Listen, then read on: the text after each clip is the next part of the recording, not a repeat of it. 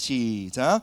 깨어짐 부흥으로의 초대. 하박국 말씀을 읽습니다. 시작. 여호와여, 내가 주께 대한 소문을 듣고 놀랐나이다.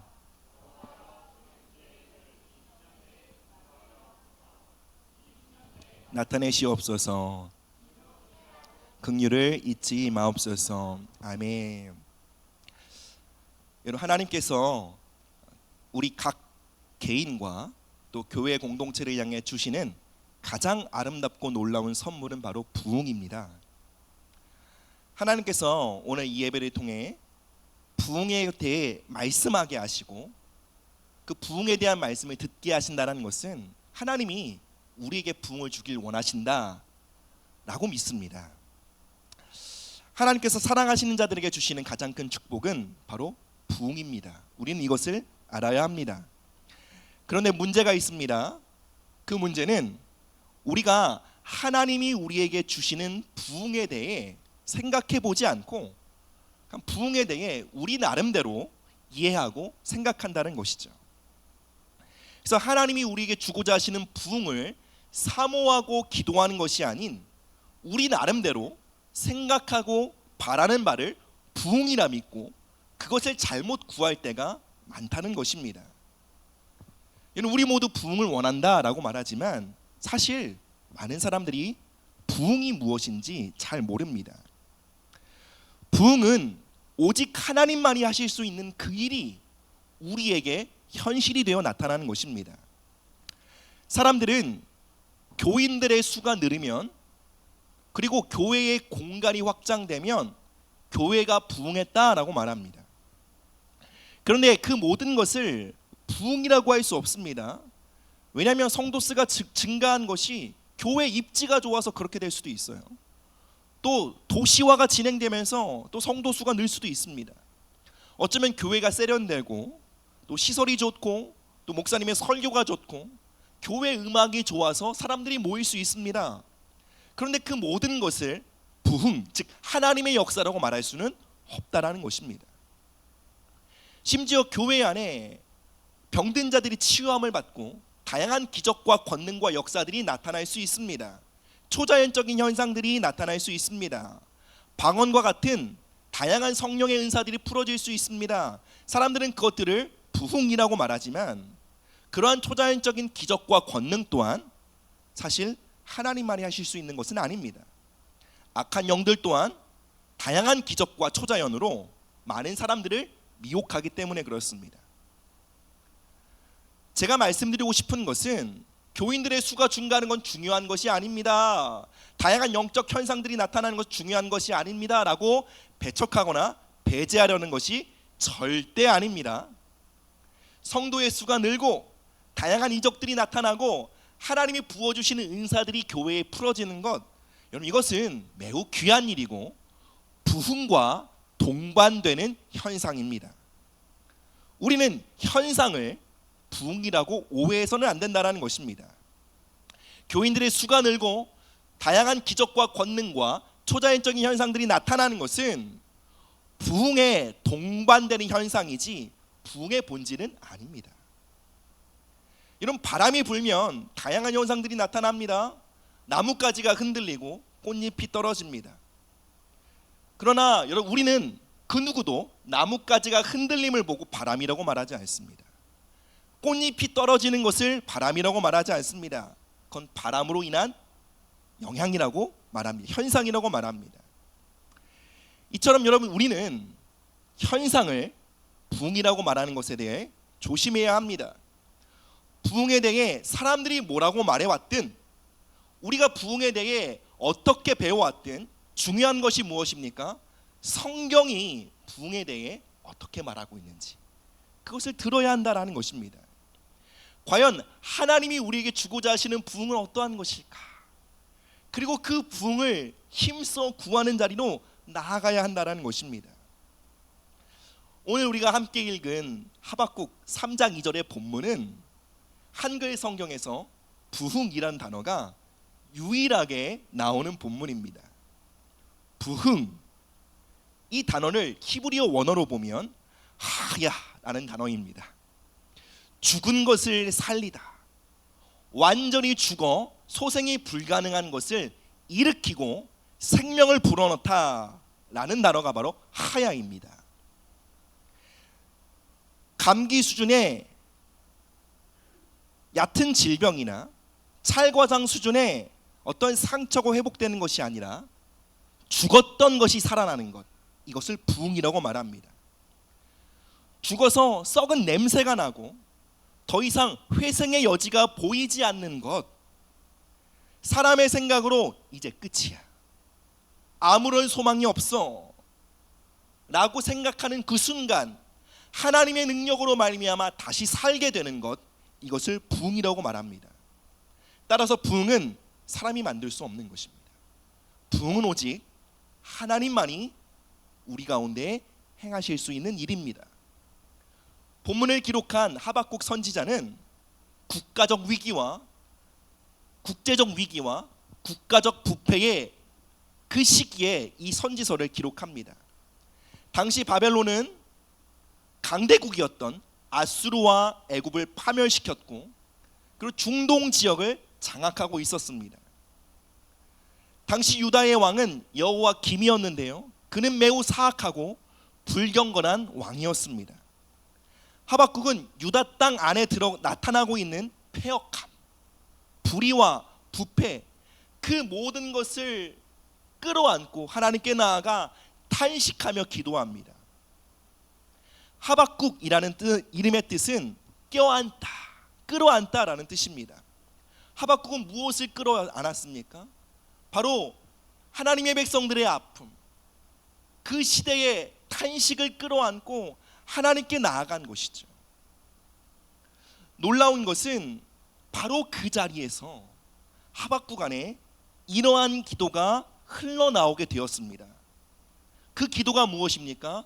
여호와여, 주는 주의 일을 수년 내에 부흥하게 하옵소서. 주님, 우리에게 부흥이 필요합니다. 주님, 우리에게 필요한 것은 살리시는 하나님의 역사입니다. 주님, 우리는 당신 앞에 죽은 자와 같습니다. 주여, 우리를 살리시옵소서. 이 기도는 하박국 선지자의 기도인 동시에 하나님께서 하박국 선지자의 마음 안에 넣어주신 기도입니다. 하박국 안에 부흥을 간구하는 심령을 부어주신 것입니다. 그로 하여금 부흥에 대해 갈망하게 하시고 부흥을 위해 기도하도록 인도해 주신 것입니다.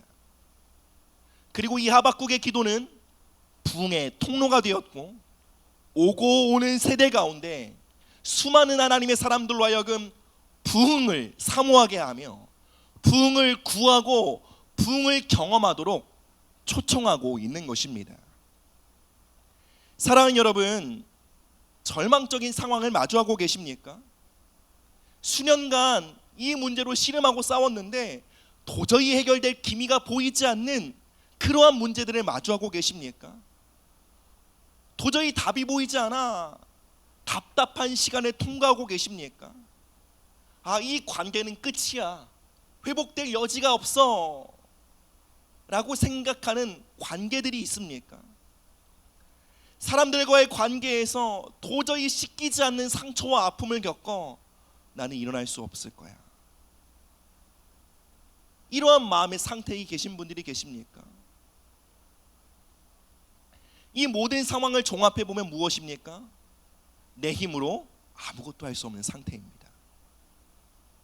그럴 때 우리는 어떻게 해야 합니까? 안 되는구나, 포기해야 합니까? 그렇지 않습니다. 하박국처럼 그 모든 아픔과 절망을 끌어안고 하나님께 나아가야 합니다. 그리고 하나님은 그 자리에서 우리에게 이 기도를 가르치십니다. 주여, 부흥을 주옵소서. 주님, 우리를 살리시고 회복시키시는 부흥의 역사를 우리에게 부어주시옵소서. 에스겔 37장 5절의 말씀입니다. 시작.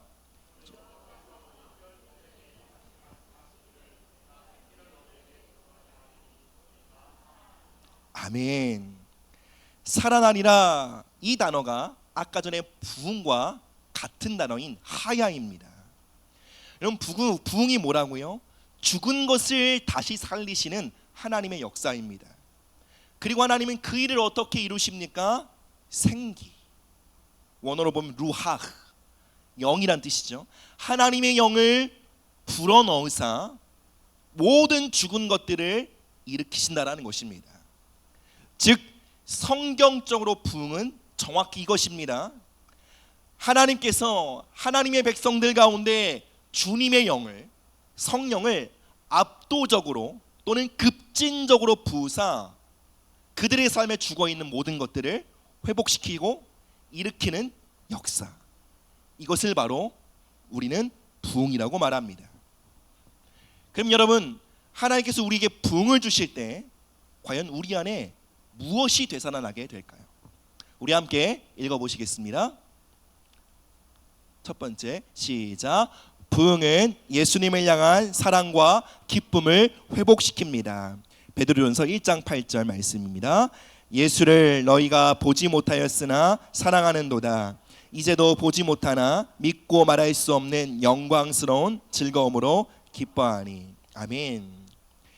20세기에 부흥에 대해 설교하고 많은 성도들을 부흥을 향해 일깨웠던 위대한 하나님의 사람 마틴 로이드 존스 목사님은 부흥, 성령의 강림, 성령의 급진적인 부으심에 대해 베드로전서 1장 8절의 말씀으로 설명합니다.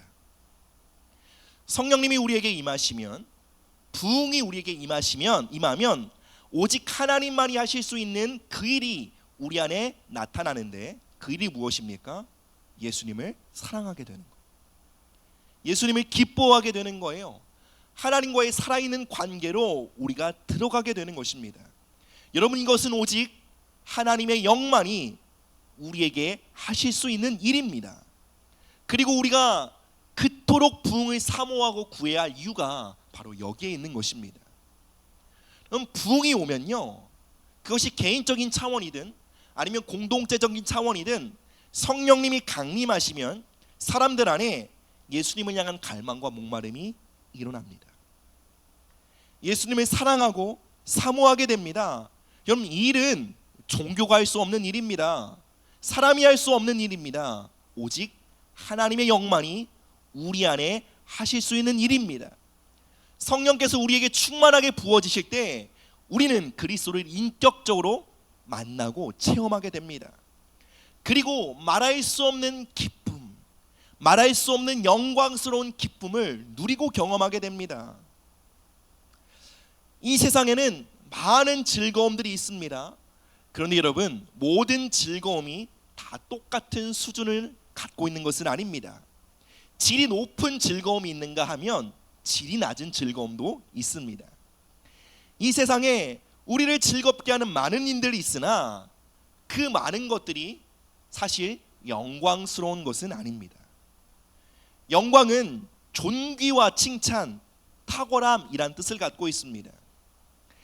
이 세상이 우리에게 주는 그 많은 즐거움들은 우리를 존귀하게 만들거나 우리를 높이거나 우리를 영광스럽게 만들거나 우리를 탁월하게 만든다기보다는 사실 우리의 가치를 떨어뜨릴 때가 훨씬 더 많습니다. 여러분, 우리는 유튜브를 몇 시간 보면서 즐거워할 수 있습니다. 또 게임을 하면서 만족을 누릴 수 있습니다. 그런데 이러한 기쁨은 사실 여러 가지 부작용을 동반합니다. 게임을 할 땐 즐거운데, 유튜브를 볼 땐 즐거운데 마치고 나면 피곤합니다. 눈이 충혈돼서 아무것도 하지 못하게 됩니다. 무기력해집니다. 또 그러한 즐거움들은 우리의 많은 시간들을 빼앗기게 만들어서 우리가 마땅히 해야 할 일들로부터 무책임하게 만듭니다. 자기 자신을 연마하고 탁월한 사람으로 준비되는 일에 게을게 만듭니다. 이 세상이 주는 즐거움, 이 세상이 주는 쾌락은 우리를 더 나은 사람으로 만들기보다는 우리를 병들게 하고 무책임하고 게으르게 만들며 때로는 아주 심각한 중독으로 이끌어가기도 합니다. 세상이 주는 많은 즐거움들은 단기적으로나 또 장기적으로 우리의 삶을 파괴하곤 합니다. 그래서 우리는 어떠한 결단을 합니까? 내가 훌륭한 사람이 되기 위해, 탁월한 사람이 되기 위해, 내가 영예로운 사람이 되기 위해 즐거움을 포기해야 돼 라고 생각합니다. 기쁨을 멀리해야 된다고 생각합니다. 금욕주의자가 되어야 한다고 생각합니다. 그런데 여러분, 우리가 성공하기 위해, 더 영광스러운 사람이 되기 위해, 탁월한 사람이 되기 위해 금욕주의자가 되는 것보다 훨씬 더 나은 길이 있습니다. 기쁨 속에 성장하고 기쁨 속에 진보하며 기쁨 속에 탁월해지는 길이 있습니다. 바로 그 길은 예수님과의 인격적인 만남을 통해 누리는 기쁨입니다. 여러분, 그 기쁨은 우리를 빛나게 합니다. 그 기쁨은 우리에게 생기가 넘치게 만듭니다. 그 기쁨은 우리로 하여금 마땅히 해야 할 일에 대해 물러서지 않게 만듭니다. 우리를 탁월하게 만드는 기쁨입니다. 여러분, 세상에 많은 즐거움에는 독소들이 있습니다. 마치 불량식품과 같습니다. 입에는 달지만 삼키고 나면 장기적으로 우리의 몸을 파괴합니다. 그런데 여러분, 하나님을 즐거워하는 일에는 독소가 1도 없습니다. 수많은 유익들이 가득합니다. 하나님을 기뻐하면 기뻐할수록 우리는 이전보다 더 탁월한 사람으로 변화되게 됩니다. 여러분, 오늘날 세상의 영이 쾌락과 정욕으로 교회를 뒤흔들려고 합니다. 기독교를 향해 너희들은 캐캐묵은 아주 따분한 종교야 라고 비방합니다. 그러한 세상을 살아가는 오늘날의 그리스도인들에게 정말로 필요한 것이 무엇입니까? 바로 영광스러운 기쁨을 발견하는 것입니다. 진짜 기쁨과 만족이 하나님 안에 있음을 발견하는 것입니다. 그 기쁨을 발견한 사람들은 결코 세상이 흔들 수 없는 것입니다. 세상의 영이 쾌락과 정욕으로 우리를 흔들려고 해도 내가 불량식품을 왜 먹냐? 하나님이 나에게 차려주신 진수성찬이 있는데 돌아보지도 않게 된다는 것입니다. 여러분, 오늘날 참으로 많은 사람들이 기독교를 따분하고 지루한 것으로 생각합니다. 그것은 기독교를 하나님과의 관계가 아닌 종교로 생각하기 때문에 그렇습니다. 저는 청소년들과 얘기 나누는 것이 참 좋습니다. 청소년들과 얘기를 나누면 이런 얘기들을 주로 하죠. 좋아하는 가수, 연예인 또는 드라마 얘기를 합니다. 그러면 여러분, 아이들의 눈이 정말 반짝반짝 빛납니다. 막 예배 드릴 때는 약간 동태 눈이다가도 그런 이야기를 시작하면 막 눈이 반짝반짝 빛나요. 막 웃음이 가득하고 생각만 해도 너무 좋은 거죠. 막 열정으로 가득 차 있는 것을 봅니다. 그런 얘기를 아이들의 입술을 통해 들을 때 제 안에 두 가지 마음이 듭니다. 첫째는 소망입니다. 어떤 소망입니까? 이 아이 안에 무언가를 향해 타오를 수 있는 열정이 있구나. 이 아이는 기쁨의 대상을 발견하고 그 대상을 추구하며 그것을 향해 나아가는 열정과 에너지를 가진 사람이구나. 그래서 그 열정이 그 아이 안에 있음으로 인해 감사하는 마음이 제 안에 듭니다. 그리고 두 번째 마음이 듭니다. 바로 질투심입니다. 이 아이 안에 있는 열정이 더 온전한 기쁨을 향해 타오르기를 바라는 그 질투심입니다. 이 아이 안에 있는 열정이 더 큰 기쁨, 더 큰 유익을 주는 기쁨, 더 영광스러운 기쁨을 향해 나아가는 마음이 되기를 기대하고 중보하게 되는 것입니다. 사랑하는 여러분, 저는 이 자리에 앉아 계신 분들 중에 힘들게 이 시간에 버티고 계시는 분들이 있다는 것을 압니다. 어쩌면 이 자리에 계신 누군가는 가정의 평화를 위해 이 자리를 어렵게 선택했을 수도 있습니다. 또 어떤 분들은 주일에 교회 가는 것을 이것은 피할 수 없는 나의 운명이야.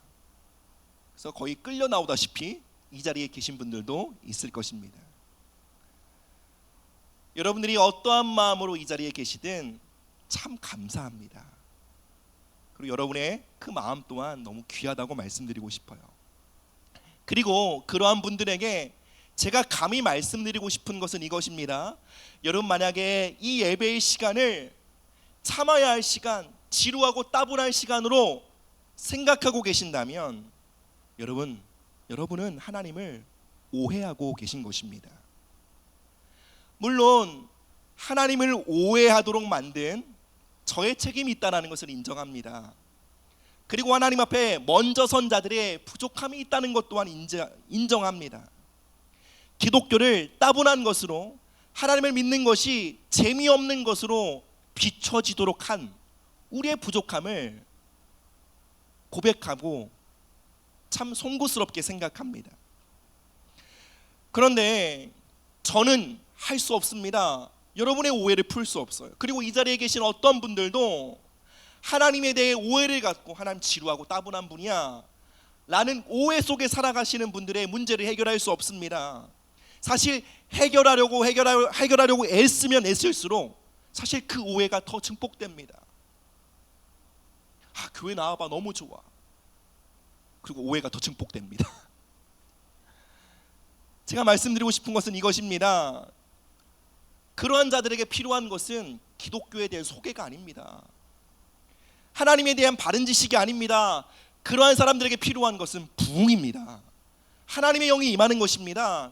고린도후서 3장에서는 성령님이 우리 가운데 임하시면 우리가 수건을 벗고, 수건이 무엇입니까? 우리의 편견이에요. 그 편견, 우리 잘못된 시각을 벗어던지고 예수님이 어떠한 분이신지 똑똑히 보게 될 것이다 라고 말합니다. 여러분, 우리가 수건을 뒤집었으면 예수님에 대해 추측만 할 뿐입니다. 그러나 여러분, 우리가 수건을 벗은 얼굴로 주님을 볼 때 우리는 알게 될 것입니다. 예수님 얼마나 사랑스러운 분이신지, 예수님 얼마나 존귀한 분이신지, 예수님 얼마나 기쁨으로 충만한 분이신지 알게 될 것입니다. 우리에게는 부흥이 필요합니다. 또 여러분, 우리는 죄를 목말라 하는 본성을 갖고 있습니다. 죄를 참을 수 없습니다. 이러한 상태를 죄가 마려운 상태라고 합니다. 죄가 주는 기쁨에 길들여져 죄를 목말라 하고 있습니다. 여러분, 오줌이 너무 마려운데 참으려고 한번 해보십시오. 너무 고통스럽죠. 근데 그 마려운 오줌을 참는 것을 기독교라고 착각합니다. 신앙생활이라고 여깁니다. 다리를 꼬고 막 어떻게든 막 아둥바둥 견딜다가 결국 질병을 얻게 되는 것, 이것이 기독교가 아닙니다. 기독교는 무엇입니까? 하나님과의 살아있는 인격적인 교제 안에서 이 세상이 줄 수 있는 기쁨보다 더 압도적이고 탁월한 기쁨을 발견함으로 이 세상이 주는 기쁨에 대한 입맛을 잃어버리는 거예요. 그것이 바로 기독교입니다. 여러분, 우리 모두는 이 시대 가운데 하나님을 바르게 소개해야 할 책임을 갖고 있습니다. 우리 자녀들에게 하나님을 바르게 소개해야 할 책임이 있습니다. 하나님은 따분한 분이 아닙니다. 졸린 분이 아닙니다. 세상 옳은 말만 하시는 훈장 같은 분이 아니십니다. 하나님은 기쁨의 대상입니다. 여러분, 우리에게 부흥은 옵션이 아닙니다. 절대적으로 필요한 무엇입니다. 우리가 잘 아는 찬송가에 이러한 고백이 있습니다. 구주를 생각만 해도 내 마음이 좋거든 그 얼굴 배울 때 얼마나 좋으랴. 여러분, 이 찬양의 고백은 부흥 안에 살아가는 자의 고백입니다. 그리고 부흥을 향해 우리의 심령을 깨우는 찬양인 것입니다. 하나님께서 이 교회에 우리 모든 성도들에게 성령을 급진적으로 부으사 우리에게 부흥을 주사 구주를 생각만 해도 내 마음이 좋거든. 이 고백 안에 하루하루를 살아가는 우리 모두가 되기를 주님의 이름으로 축복합니다. 두 번째로요, 함께 보시겠습니다. 시작. 부흥은 말씀이 우리 안에 살아 역사하게 합니다. 히브리서 말씀입니다. 하나님의 말씀은 살아있고 활력이 있어 좌우의 날선 어떤 것보다 예리하여 혼과 영과 및 관절과 골수를 찔러 쪼개기까지 하며 또 마음의 생각과 뜻을 판단하나니. 아멘. 하나님의 말씀은 살아있습니다. 단순히 지식이나 정보가 아니라는 것입니다. 하나님의 말씀은 성도를 붙잡아 하나님의 목적과 뜻을 향해 나아가도록 만드는 힘과 능력이 있습니다. 마치 자동차의 엔진과도 같습니다. 우리는 하나님의 말씀을 부지런히 배우고 가르쳐야 합니다. 그러나 배우고 듣는 것으로 끝내서는 안 됩니다. 반드시 하나님의 말씀이 우리 안에 체험되어져야만 합니다. 능력과 생명으로요. 하나님의 말씀이 나에게 실제로 경험되지 않는다면 여러분, 우리는 이 문을 나가는 순간 세상 사람들과 정확히 똑같이 살게 됩니다. 차이점은 무엇입니까? 주일날 잠시 교회에 들렸다 간다라는 것뿐입니다. 말씀은 말씀이고 삶은 삶이지 라고 생각하며 살게 됩니다. 말씀과 삶이 분리되어 이중적으로 살아가는 것이죠. 그럼 이것은 기독교가 아닙니다. 종교 생활입니다. 기독교는 말씀이 생명과 능력으로 경험되어 우리의 힘으로 도저히 갈 수 없는 곳에 도달하게 되고, 우리가 이전에 결코 꿈꾸거나 살아보지 못했던 그 삶을 말씀의 능력으로 말미암아 살아가는 것입니다. 그런데 오늘날 많은 사람들이 자신의 의지와 결단으로 말씀대로 살아보려고 애를 씁니다. 말씀을 나의 삶에 실천해 보려고 애를 쓰는 것이죠. 그러다 보면 지나치면 금욕주의에 빠지게 됩니다. 자신의 힘으로 말씀의 기준에 도달하려고 애를 쓰면 여러분, 사람이 거룩해지는 것이 아니라 사실 이상해집니다. 자기 혐오에 빠지게 됩니다. 오늘날 하나님을 사랑하는 많은 진실한 그리스도인들이 사실 자기 혐오에 빠져 있습니다. 결단하고 넘어지고, 결단하고 넘어지고, 이러한 삶을 반복하면서 결국은 깊은 자기 혐오에 빠지게 됩니다. 예수님은 진리를 알지니 진리가 너희를 자유케 하리라 말씀하셨습니다. 진리를 안다는 것은 하나님의 말씀이 정보나 지식이 아니요 능력이요 생명으로 체험되는 것을 뜻합니다. 그럴 때 우리는 참된 자유를 얻게 되는 것입니다. 여러분, 그러면 우리는 어떻게 하나님의 말씀을 체험할 수 있을까요? 주의 영이 계신 곳에 자유함이 있느니라. 성령께서 우리 가운데 부으실 때 하나님의 말씀이 우리에게 살아 역사하는 하나님의 능력으로 경험되어지게 한다는 것입니다. 이러한 성령의 역사가 이 예배의 자리에 있기를 바랍니다. 이러한 놀라운 성령의 역사가 여러분이 말씀을 묵상하는 자리에 충만하게 있기를 축복합니다. 로마서 5장 5절의 말씀입니다. 시작. 소망이 우리를 부끄럽게 하지 아니함은 우리에게 주신 성령으로 말미암아. 아멘. 저는 모태신앙이었습니다. 어려서부터 하나님을 믿어왔고 방황을 하거나 신앙에 대한 회의에 빠진 적이 없었어요. 저는 성경에 있는 모든 말씀들이 믿어졌습니다. 하나도 거부감이 없었어요. 하나님을 섬기는 일이 좋아서 교회에서 섬기게 되었고 일찍부터 사역자의 길을 걷게 되었습니다. 그런데 그럼에도 저의 마음엔 빈 껍데기처럼 공허함이 가득했습니다. 그리고 제 안에 있는 공허함을 채우기 위해 저는 사람들의 인정을 구하기 시작했습니다. 사람들로부터 인정받기 위해 저는 자신에게 가혹하리만큼 잔인했고 열심히 헌신했습니다. 나 자신을 돌보지 않은 채로 다른 사람들을 섬기려고 애써왔습니다. 사람들의 인정이, 칭찬이 저의 양식이었고 저의 힘이었습니다. 제가 애쓰고 수고해서 사람들로부터 많은 인정을 받았습니다. 그러나 여전히 저의 마음은 배고팠고 때로는 깊은 공허감을 느꼈습니다. 제 안에 있는 깊은 공허감을 뒤흔들며 세상의 영이 정욕으로 흔들려고 할 때 저는 어김없이 무너지고 말았습니다. 때로는 제가 수고한 만큼, 애쓴 만큼 사람들이 인정해주지 않거나 외면했을 때 강한 분노를 느끼고 엄청난 절망감에 사로잡히게 되었습니다. 그리고 큰 무력감에 주저앉게 되었습니다. 저는 사람들의 인정을 구하며 그 인정을 개걸스럽게 먹어치우며 살았던 사람이었습니다. 한마디로 인정 중독이었습니다. 저는 저를 비판하려고 하는 것이 아니라 저에게 마땅히 필요한 조언과 충고를 해주는 사람들에게도 가차없이 도망쳐 버렸습니다. 그리고 제 귀에 듣기에 좋은 말을 해주는, 인정의 말만 해주는 사람들을 강아지처럼 쫓아다녔습니다. 그렇게 살아감으로 저는 제 인생에 정말로 필요한 조언과 충고를 들을 수 있는 기회를 놓치게 되었고,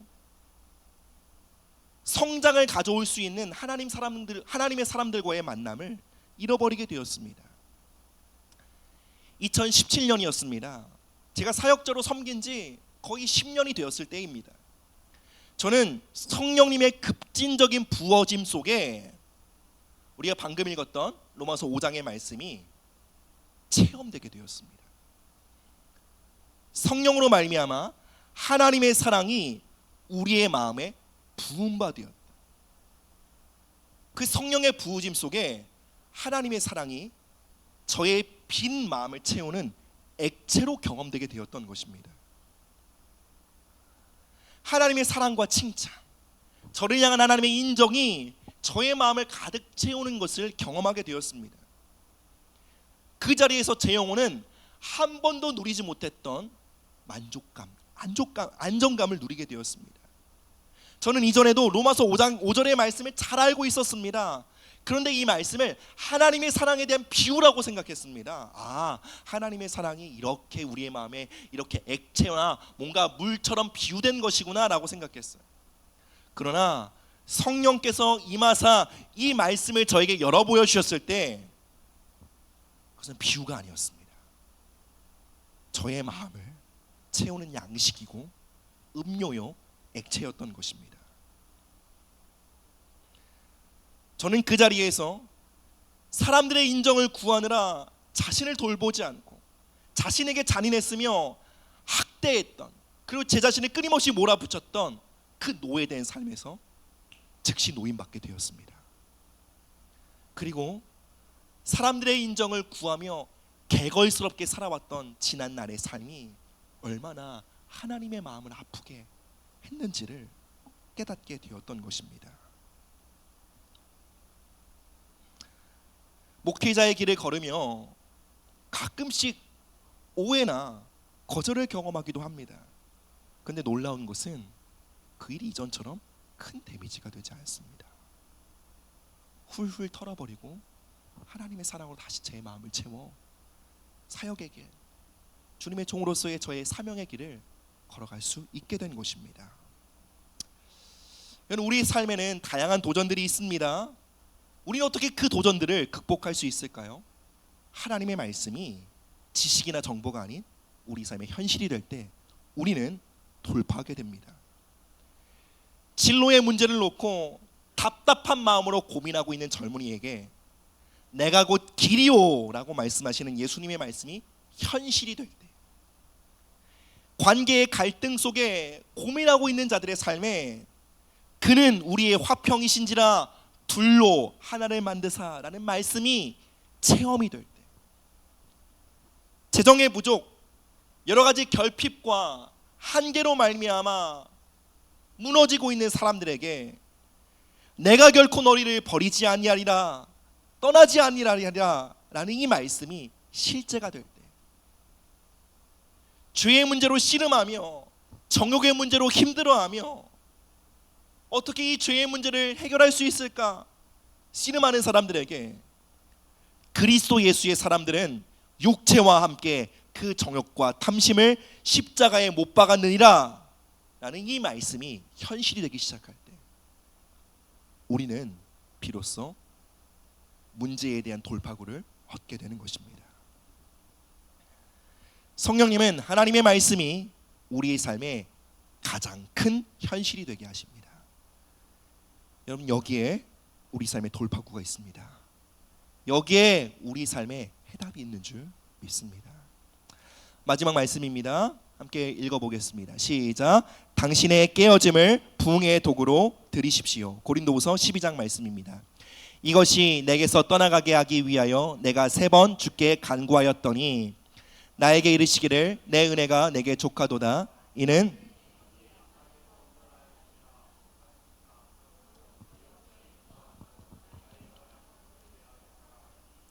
그리스도의 능력이 내게 머물게 하려 함이라.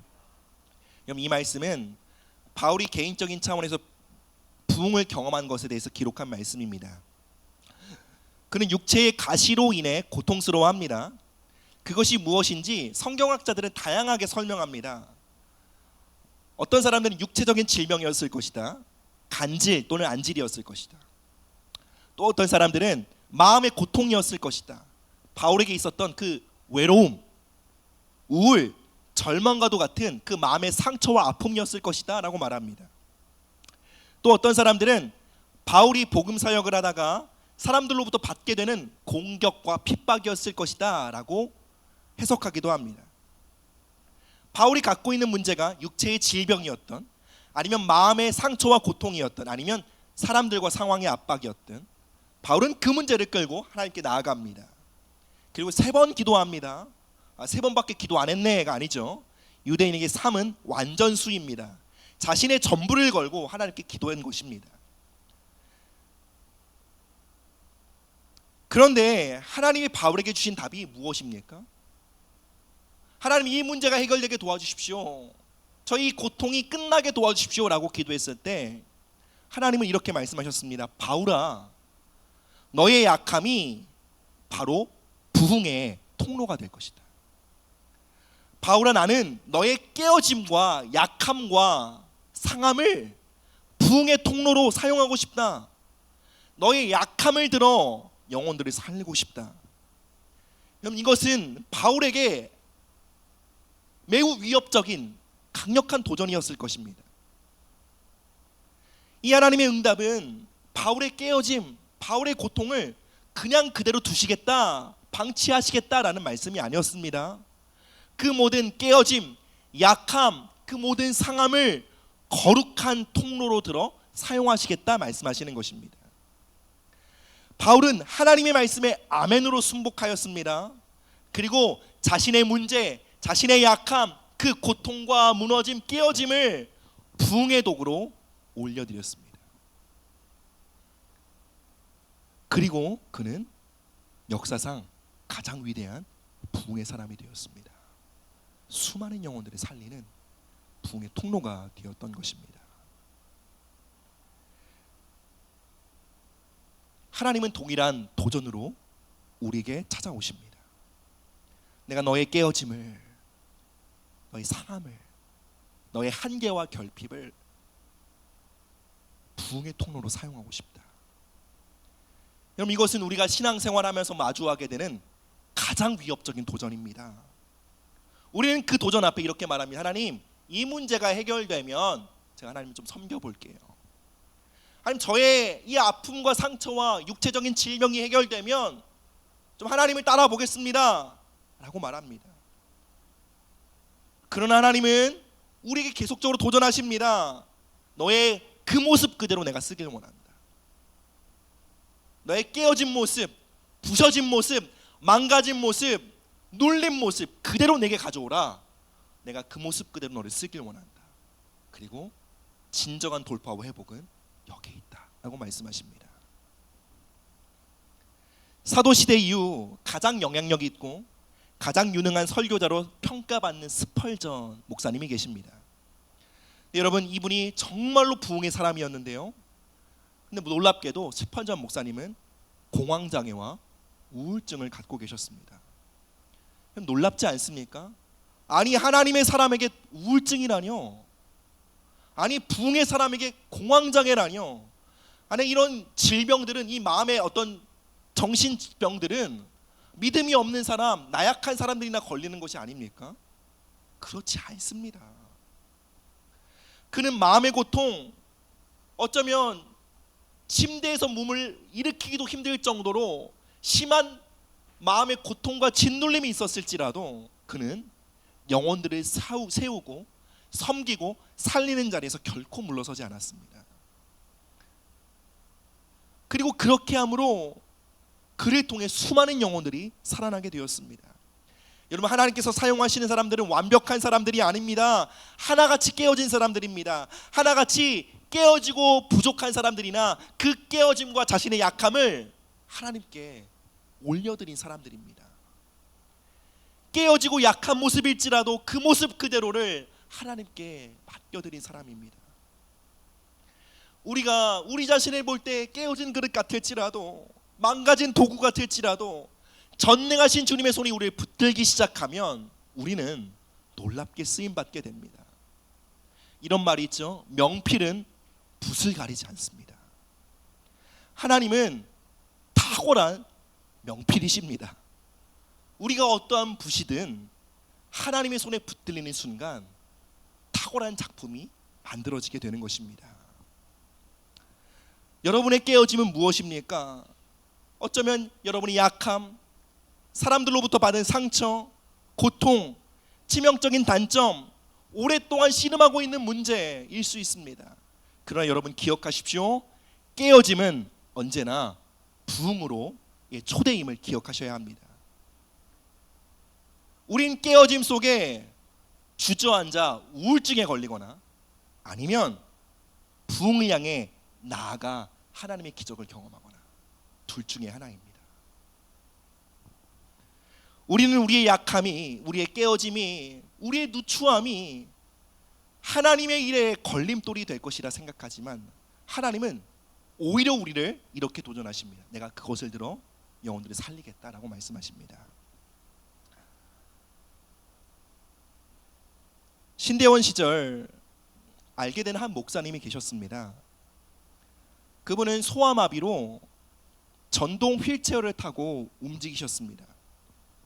졸업 후에 만나 그 목사님과 몇 번 동역할 기회를 얻게 되었습니다. 근데 그 목사님은 놀랍게도 많은 사람들의 마음을 위로하고 병든 사람을 치유하는 사역을 하고 계셨습니다. 그리고 그 일에 놀라운 성령의 기름 부으심이 함께하고 있었습니다. 그분은 소아마비 증상이 호전되는 것이 아니라 더 악화되었습니다. 몸은 더 굳어졌고 마비됨으로 극심한 고통에 시달릴 때가 많았습니다. 그런데 놀랍게도 그분에게 기도받는 사람들은 그 목사님보다 덜 아픈 사람들이었어요. 훨씬 더 건강한 사람들이 그분에게 나와 치유와 회복을 위해 기도받았습니다. 그리고 그 자리에 하나님 놀라운 치유와 회복이 나타나는 것을 목도하게 되었던 것입니다. 어쩌면 그 목사님은 이렇게 생각했을 수 있어요. 하나님, 저를 치유 사역자로 부르셨으면 저 굳어져 가고 있는 이 소아마비로부터 저를 구원하셔야 되지 않습니까? 이것이 얼마나 많은 사람들에게 걸림돌이 되겠습니까? 제가 이렇게 몸이 망가져가고 고통스러워하고 있는데 사람들이 저를 보면 어떻게 생각하겠습니까? 네가 치유 사역자라고? 라고 조롱하지 않겠습니까? 근데 하나님은 그 목사님이 말씀하셨을 거예요. 사랑하는 아들아, 명필은 붓을 가리지 않는다. 그리고 그 목사님은 하나님의 부르심 앞에 자신의 있는 모습 그대로를 올려드리게 되었습니다. 저는 다양한 치유 사역자들을 만나봤습니다. 그런데 제가 만난 어떤 치유 사역자들보다 강력한 돌파와 치유의 기름 부으심을 갖고 있는 사람이었고, 그리고 단순히 육신과 마음의 질병의 회복만이 아닌 그분의 사역을 통해 정말 무너진 심령들이 회복되고 많은 사람들이 믿음의 길을 걷게 된 것을 보게 되었습니다. 저 또한 마찬가지입니다. 멀쩡해 보이지만 사실 저는 심리적으로 많이 불안한 사람입니다. 두려움이 많은 사람이에요. 그리고 선천적으로 몸이 약해요. 그렇기 때문에 과예민해지기 쉬운 사람입니다. 하나님이 저를 부르셨을 때 그 하나님의 능하신 손을 믿지 못했다면 저는 결코 목회자의 길을 걷지 못했을 것입니다. 하나님의 부르심에 응답하여 깨어진 모습 그대로요. 여전히 부족하고 한계가 있지만, 아직 해결되지 않는 마음의 고통과 상처가 있지만 하나님이 부르셨기에 영혼들을 사랑하고 섬기고 회복하는 자리에 서기를 결단했을 때 가장 큰 회복과 은혜와 부흥을 경험한 사람은 바로 저 자신이었습니다. 말씀을 맺겠습니다. 여러분, 혹시 자신의 문제에 너무 골몰해 계심으로 주변에 힘들고 아파하는 사람들에 대해 눈을 감고 계시진 않습니까? 자녀 문제, 진로 문제, 건강 문제, 재정의 문제, 그것에 사로잡혀 하루 종일 몇 년간 하나님과 이것만 붙들고 씨름하고 계시진 않습니까? 그렇게 함으로 여러분 주변에 여러분을 통해 살아나야 할 그 영혼들을 외면하고 계시진 않습니까? 여러분, 그 일은 엄청난 일이 아닙니다. 힘들고 지쳐 보이는 자들의 손을 잡아주고 격려의 말을, 따뜻한 격려의 말을 한마디 해주는 것일 수 있습니다. 집으로 초대해서 따뜻한 식사를 대접해주고 그를 위해 기도해주는 것일 수 있습니다.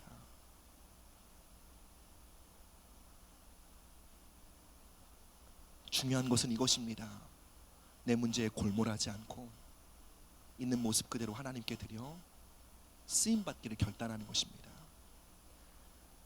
하나님은 저와 여러분들에게 도전하십니다. 내가 너를 붙들어 쓰겠다. 지금 이 순간 너의 있는 모습 그대로 내게 나오라 말씀하십니다. 사랑 여러분, 깨어짐이 있으십니까? 결함이 있습니까? 예, 저는 있습니다. 여러분도 만만치 않은 깨어짐이 있으리라 저는 생각합니다. 그 말은 무엇입니까?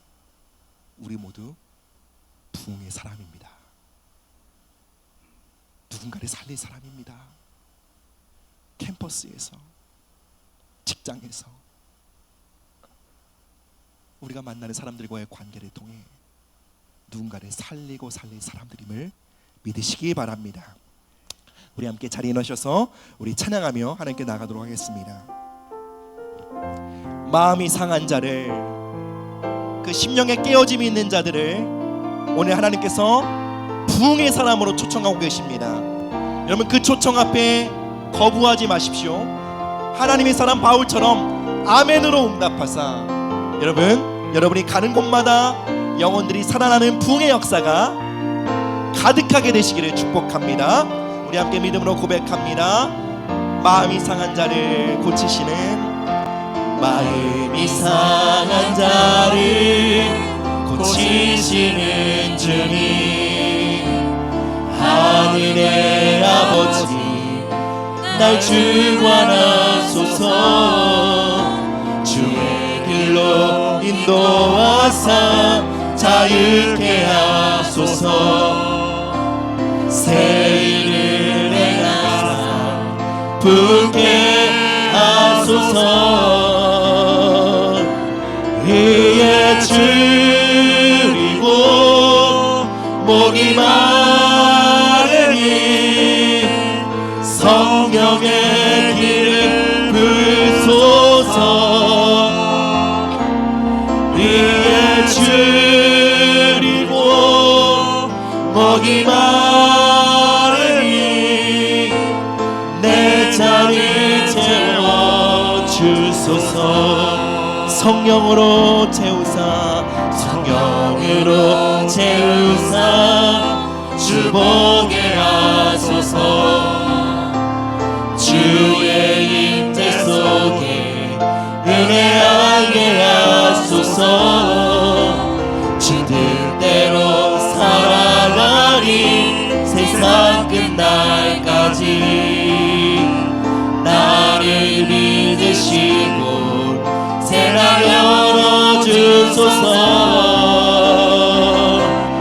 의에 줄이고 목이 마르니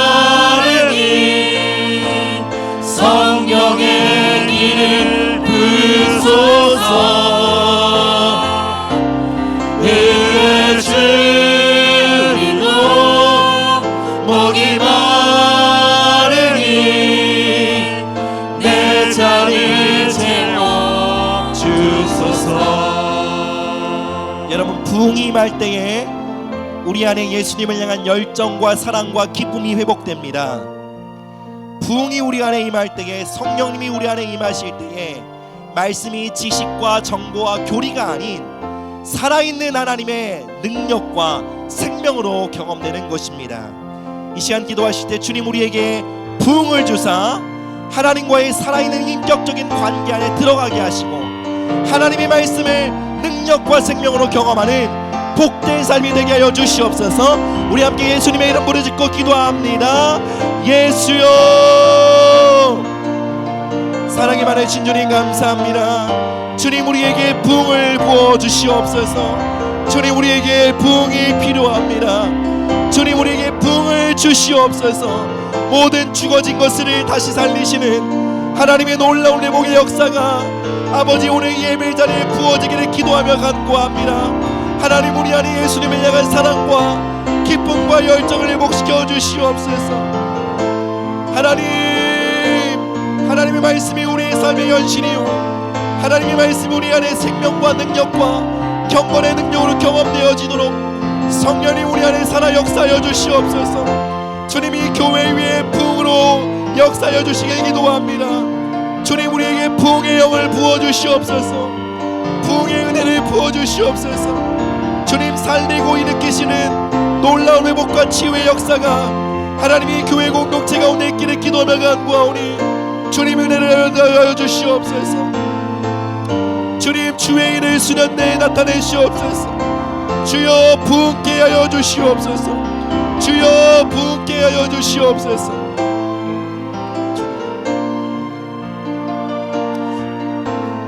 우리 한 번 더 기도하도록 하겠습니다.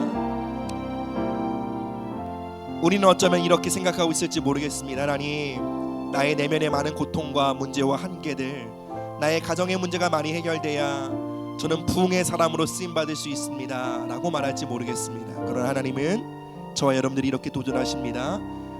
너의 깨어짐을 나는 부흥의 통로로 사용하고 싶다. 부족하고 깨어진 모습일지라도 하나님 우리를 들어 사용하시는 하나님의 전능하심을 의지하여 우리를 주님께 맡겨드립니다. 우리가 밟는 땅 가운데 영혼들이 살아나며 회복되며 치유되는 일에 우리 자신의 삶을 드리며 헌신하오니 주님 우리를 부흥의 사람으로 일으켜 세워주시옵소서. 우리 교회 공동체를 영혼을 살리는 부흥의 공동체로 회복시키시고 살려주시옵소서. 우리 함께 기도하며 나가도록 하겠습니다. 예수여, 주님 우리를 부흥의 사람으로 초청하여 주시니 감사합니다.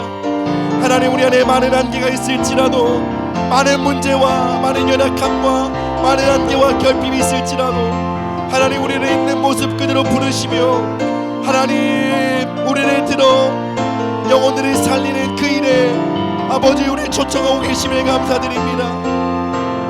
주님 우리를 부흥의 사람으로 일으켜 세워주시옵소서. 하나님 우리의 모든 깨어짐과 약함과 부족함을 하나님의 손에 올려드립니다. 주님 우리의 약한 모습 이대로 주님께 올려드립니다. 전능하신 주님의 손으로 우리를 붙잡아 주시옵소서. 능하신 주님의 손으로 우리를 붙잡으사 주님 마땅히 우리를 통해 살아날 자들이 살게 하시고, 마땅히 우리를 통해 위로받을 자들이 위로받게 하시고, 마땅히 우리를 통해 하나님의 기적과 치유를 경험할 자들이 살게 되는 놀라운 일들이 아버지 주님이 있도록 주님 우리를 부흥의 사람으로 축복하여 주시옵소서. 하나님 놀라운 믿음의 사람으로 일으켜 세워주시기를 기도합니다. 예, 주님 감사합니다. 하나님 이 자리에 모여 함께 예배하는 우리 모두가 많은 결점이 있습니다. 많은 상처와 아픔이 있습니다. 많은 성품적 결함이 있습니다. 삶의 많은 문제를 지고 씨름하느라 하나님 여력이 없습니다. 그러나 주님 그렇게 우리를 부흥의 사람으로 부르시고 영혼을 살리는 하나님의 통로로 초청하시는 그 주님의 말씀에 하나님 우리가 아멘으로 응답하기를 원합니다. 주님, 우리가 우리의 삶의 문제에 골몰하느라, 나 자신의 문제에 집중하고 빠져있느라 우리 주변에 상하고 힘들고 우리를 통해 마땅히 하나님의 사랑과 은혜를 경험해야 할 그러한 자들을 우리가 외면하고 우리가 그들로부터 물러섰던 것을 용서하여 주시길 기도합니다. 주님, 망가진 붓이라 할지라도 붓을 가리지 않으시는 영혼의 명필이신 하나님, 이 시간 우리를 주님의 손에 올려드리오니 우리를 통해 하나님의 놀라운 작품을 만들어 가 주시옵소서. 감사드립니다. 예수님의 이름으로 기도합니다. 지금은 우리에게 생명 주신 예수 그리스도의 은혜와 우리의 자녀 삼으신 하나님 아버지의 사랑과 그리스도의 몸된 교회를 하나 되게 하시는 성령님의 교통하심이 깨어진 모습 그대로 하나님의 손에 붙들려 부흥의 통로로 쓰임받기를 원하는 이 자리에 모인 모든 성도들의 삶에 그들의 가정과 직장과 이 교회와 이 전주도시와 이 대한민국 땅 위에 이제로부터 영원토록 함께할지어다. 아멘.